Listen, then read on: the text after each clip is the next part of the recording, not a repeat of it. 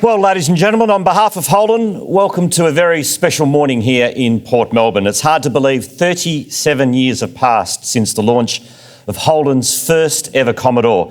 Yep, in 1978 it was out with the Kingswood and in with the VB Commodore with its radial tune suspension, those very special velour seats and the even more special wipers on the headlights. Who would have thought?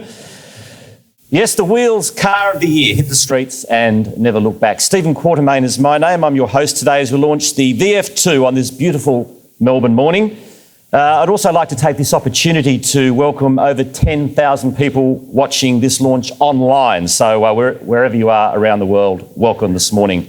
As you can see around this plant, what an incredible display of vehicles we have here today. For any car buff, let alone a Holden fan, this surely has to be a dream garage.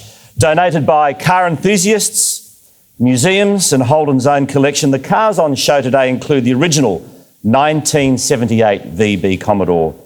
The first Holden racing team in Bathurst winning 1990 VL Commodore is also here, and the very first VE Commodore. Other notable cars here today include the armoured VQ Caprice used by our former Prime Minister Paul Keating, and also a United States police vehicle, underlining the significant impact this car has had, not only here in Australia, but also in the overseas markets as well. This special custom-built gallery here this morning is a celebration of 37 years of the Commodore, and I think you'll agree it's a stunning illustration of the history and the evolution of this iconic car.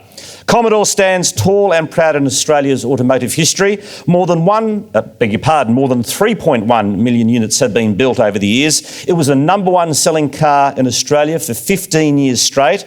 It has won more than 70 motoring awards, including 5 Wheels Car of the Year trophies.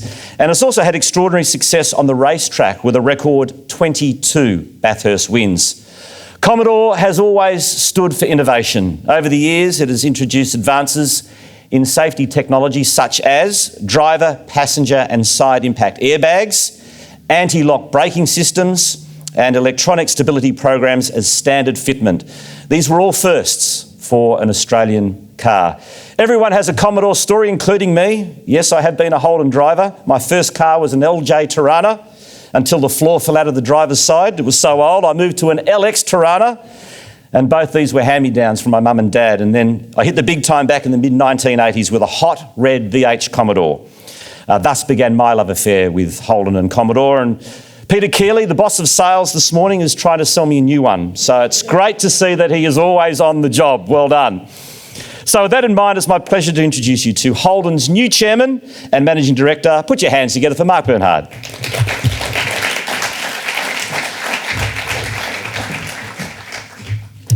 Thank you, Stephen. Good morning, ladies and gentlemen. Thank you for joining us to celebrate the launch of Commodore VF2. This is a very exciting day as we launch a very exciting car. It's also my first official Holden event as Managing Director. I took up the role of Managing Director in July, but my ties with Holden run deep. I started my career here in 1986. The same year, we launched the legendary VL Commodore. So I know what this company means to Australia. I've been fortunate enough to work all over the world with General Motors, from Detroit to Singapore to Zurich, and most recently as Chief Financial Officer of Shanghai General Motors in China, a market where GM sold more than 3 million vehicles last year.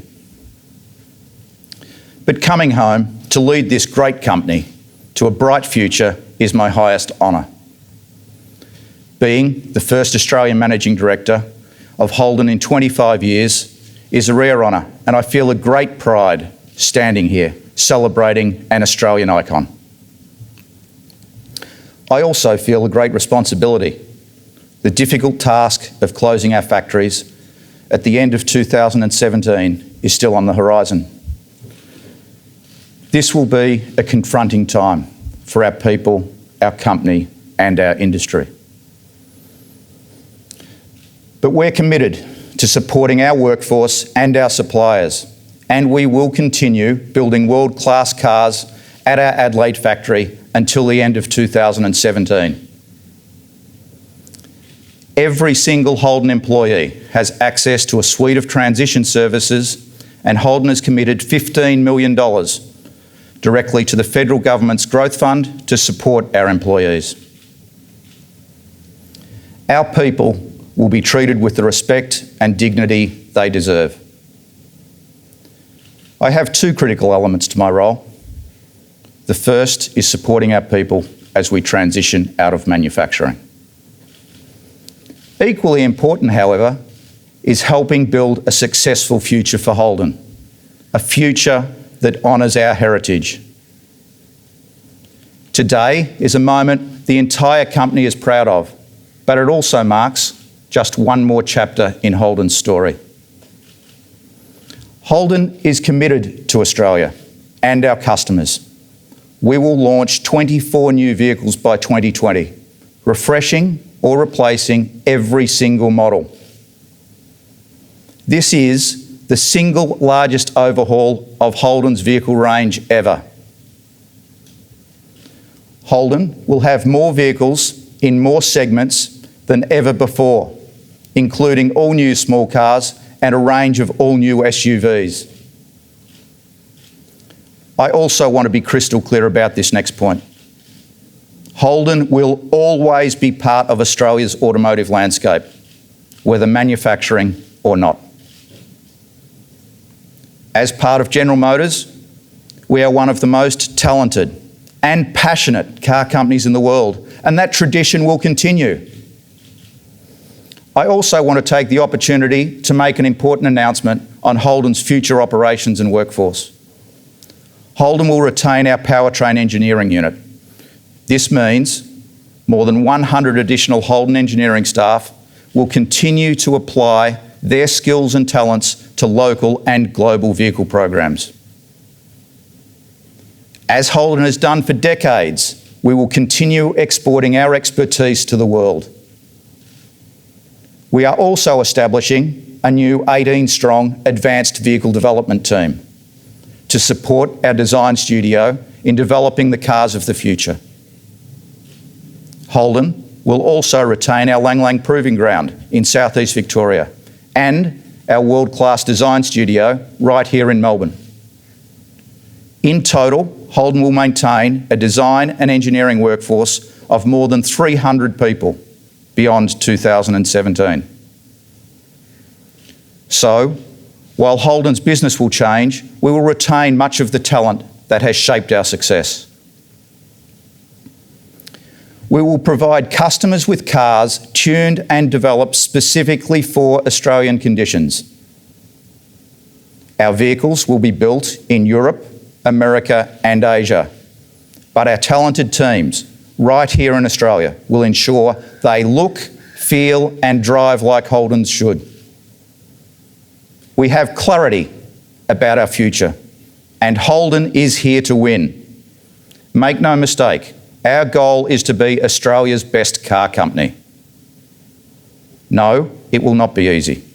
Yes, we will face challenges, but everyone is engaged in our future. General Motors, our employees, and our dealer partners. In fact, our dealer network has committed $200 million over the next 5 years to upgrading facilities and preparing our brand for the future.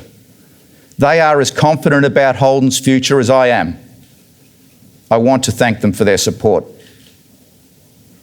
Holden will also continue to be a significant employer of Australians, with 15,000 people working across our dealer network and our headquarters, looking after our customers and their needs for many years to come. And of course, Holden will provide our customers with world-class cars as we launch 24 new models over the next 5 years. The next step in that plan begins right now. From our Melbourne design and engineering studios to our factory in Adelaide, this car has been 37 years in the making. From the first VB Commodore of 1978 to today's cutting-edge VF, this Commodore represents 37 years of innovation, 37 years of pioneering safety, and 37 years of technological advancements. all laid out for you here in gleaming metal. For nearly 4 decades, Commodore has earned its place as Holden's longest standing and most successful nameplate. Now, we are launching the best Commodore we have ever made. Ladies and gentlemen, welcome the quickest, most powerful, most advanced Holden ever. Welcome the Holden Commodore VF2.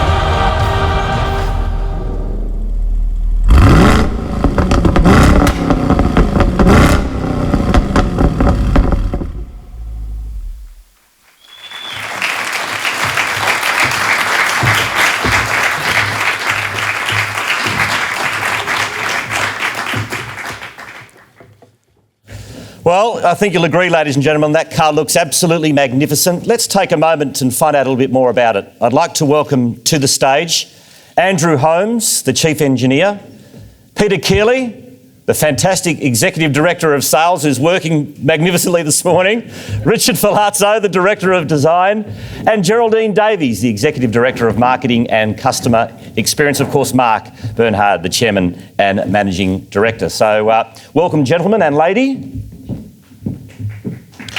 Yes, indeed. Andrew, let's start with you. It'd be fair to say there's been a lot of excitement and expectation around this car. So can you tell us exactly what customers have to look forward to? Yeah, I thought so. Sure. Thanks, Stephen. Look, we're pretty happy. That kind of goes without saying. I think my team has sort of done a lot more work under the bonnet than you can see here today. And that's in response largely to our V8 customers who sort of said, can we have more of everything, please? So under the bonnet, I think there's probably 3 things that we want to talk about. Firstly, we have a new engine. So there's a new V8 engine under the bonnet. It's what we call an LS3 engine, some old school muscle straight out of a Corvette. And of course, what that's done is changed the driving experience, and it has changed the driving experience. This is a different motor car. It's a fabulous thing to drive. The second thing I wanted to talk about briefly was some of the technology that we've added here as well. It wasn't enough for the car to go well. It also had to sound like it goes well. And you've heard that here now. And part of that is adding some technology. We've added a bimodal exhaust system, which we can have in either soft mode or loud mode, as you've experienced today, but also some mechanical sound enhancer under the bonnet too. And that allows us to balance sound both from the front and the rear of the car. So we're very pleased about how that's come out. But lastly, and this is really important, Mark alluded earlier to the fact that we've got a very talented engineering team. What I think that we've done with this car is taken the end result much further than the sum of the individual parts can actually hope to go, and that's all about integration. So I'm very pleased and very humbled, I suppose, to be surrounded by a great team of people. Peter, we'll move on to you as a long-term Holden employee, and more importantly, my sources tell me a long-term Holden fan. Can you tell me what this launch means to you and all the other Commodore fans? Yeah, well, Steve, I'm just 32 years young at Holden, and before joining Holden in '83, I actually worked at the local Holden dealership washing cars for 5 years. So I actually got to watch the first VB Commodores that came off the truck, and I just remember being wowed by those cars. They were just absolutely fantastic. You know, the 15-inch alloy wheels, 60 series profile tyres. You mentioned the wipers on the vehicle. I mean, this is just a stunning car. So, you know, fast forwarding to today, you know, I'm really proud to be sitting between design and engineering. These guys have really taken the legacy of Commodore forward and made it just a fantastic vehicle. Yeah, the VF2 that we're launching today, the LS3 engine that Andrew mentioned, just a fantastic engine, the brakes, but also the wonderful soundtrack that they've given to the vehicle, like the engine noise, the exhaust noise. It's just brilliant, and so it's a really exciting future for Holden. And next year we're going to be launching some great cars. The 2017, 2018. It's a really exciting future for the Holden brand, and that's what's fabulous about it. And Richard, you're also a very proud man this morning. You guys in design get to create some very cool, exciting concept cars, some which we can see here today. But seeing your designs on the road must give you an absolutely huge thrill. Absolutely. It is indeed a great thrill. And really, it's a privilege to be able to design an Australian icon. You know, it really gets to us. I really shouldn't gloat in front of my colleagues here, but I believe I have the best job. Even listening to Peter, you know, publicly coming out and declaring his love for some of our work, it's quite touching, really. I know that wasn't easy for you. You know, we have a very talented team of professional and passionate designers. And one thing that drives designers more than anything else is the opportunity to create things and to reach out and share it with people, you know, the public itself. That's the most gratifying thing for designers. I started my career here in 1988, just a couple of years after Father Time here, and I've worked on every Commodore since VN. And, you know, people get all fizzed up about European sports cars and things, but I can't think of another four-door family car anywhere in the world that generates as much passion and enthusiasm as a Commodore does. And again, I don't want to brag again, but I really feel like I have a personal connection with a lot of Australians. Unfortunately, they're mostly blokes. Geraldine, this is obviously a very important car for Holden. Have you got a big marketing campaign to go with it, and what else can we expect from Holden? Yeah, I think continuing on that theme of future is really key. In fact, very excited to say that tonight we start a new campaign that talks to the fact that we've got 24 new cars coming in the next 5 years, really showing the future for the Holden brand. And I think that is going to be a really key part of the campaign. But more importantly, as we sort of move to the VF2 launch, a lot of work has gone into really understanding the insights and what customers, both existing and of course new customers to Commodore, really wanted out of this car. It is absolutely about style, it is absolutely about performance, it is absolutely about innovation and technology, but it's also stirring the real passion that we have for this car. And that's certainly what my team have done with the pre-launch campaign that many people will be across already, across the social and digital channels, but also as we really look to launch the campaign in October and really again continue to stir the passions in what is a very iconic car and certainly a very exciting time for us. So the future's great for Holden. Now, Mark's very nervous today, not because of this morning's function. He's handled this with aplomb, but Mark is a Richmond supporter. And he's off to the MCG soon. But back to Holden. That's it. As first Australian Holden MD in a number of years, what does all this mean to you? Yes. I think the first thing is, you know, this is a celebration of 37 years of all the employees involved in it over that period of time, whether it's the design, the engineering, or our manufacturing people in our engineering operations and our vehicle operations in South Australia today. There's a great legacy that's gone into this car, and it's a celebration of that time. I've spent 15 of the last 20 years overseas, but when I came back to Australia and I got into Commodore, that was when I knew I was home.